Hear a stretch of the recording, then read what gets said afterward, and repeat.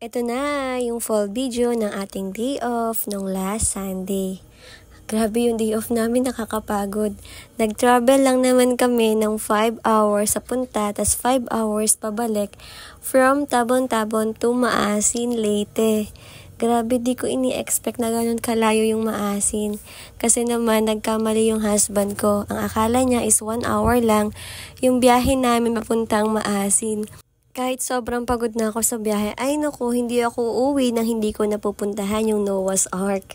Naku, naalala ninyo, ito yung Ark ni Noe, isang malaking barko na ginawa niya ayon sa utos ng Diyos upang mailigtas ang kanyang pamilya at iba't ibang hayop mula sa malaking baha.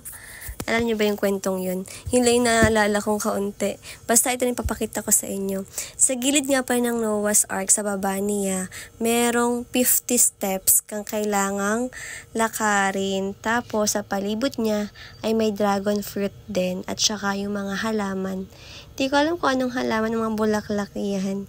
Pero yun nga, yung struggle dyan is maglalakad ka sa mga steps. So, mag-steps ka ng napakataas. Tas patarik pa siya, girl. Pero, syempre, sulit yan kapag narating mo yung Noah's Ark. Grabe, ang ganda ng view. Nakaka-in-love. Sobrang ganda niya. Lahat ng pagod ko nawala ng saglit. Grabe, alam mo yung kung may problema ka, punta ka sa gantong lugar. Grabe. Malilimutan mo ng saglit. Ang ganda niya, sobrang ganda. Napakahangin, ang aliwalas. Tas dito nga pala sa Noah's Ark, napansin ko lang, napaka-safe niya.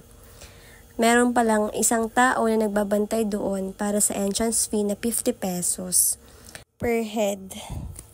At ipapakita ko sa inyo yung loob ng Noah's Ark para feeling nyo nakapunta na rin kayo dito. Ito nga pala yung upper deck ng Noah's Ark.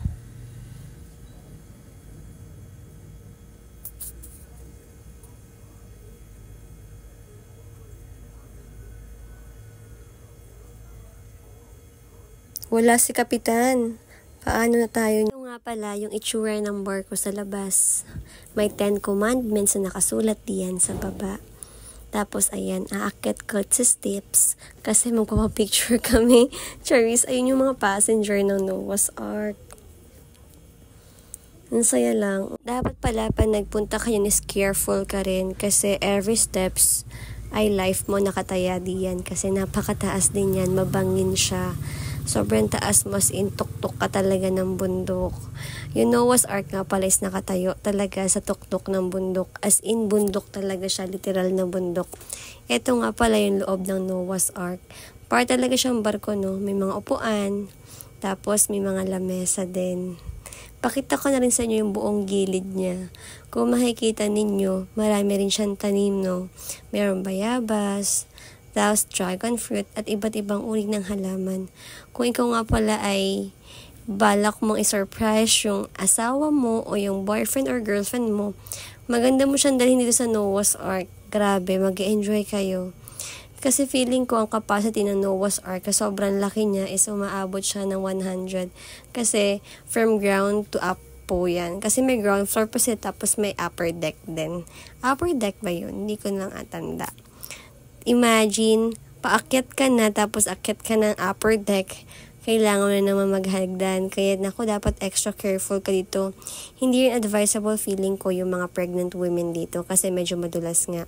Ayan yung view. Makikita mo yung mga dragon fruit na yan. Grabe. Pwede mo siyang pitasin tapos babayaran mo lang siya sa baba.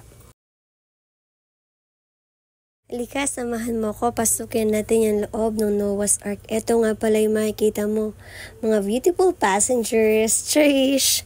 Ayan, dyan makikita mo may lamesa. Tapos may chairs. Tapos dito sa kabilang banda is may corridor din. Pakita ko muna yung welcome aboard nila. O, diba? Para talaga siya nasa barko.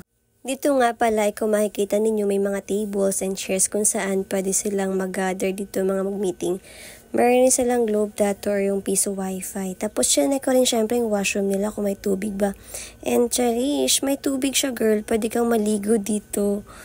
Tapos nauuhaw na kami dyan kasi napakalayo nga. Dito nga pala sa kabilang banda ay meron nga pala silang mga snacks kung saan At tinatawag nila itong self-service daw. Pero feeling ko parang siyang honest store kasi walang nagmamanage sa loob o walang tendera sa loob. Kailangan mo lang kumuha, tapos kailangan mo lang bayaran siya sa baba. Sabihin mo lang kung ano yung mga nakuha mo. Silipin natin yung labas. Ayan, ganyan siya kaganda. Kumuha nga pala ako dyan ng 2 mineral water. Isang mineral water nga pala is 20 pesos. Pwede na rin, 'di ba? Kaysa naman magdala ka pa from outside, napakahirap kaya at napakabigat pa nung dadalhin mo yan.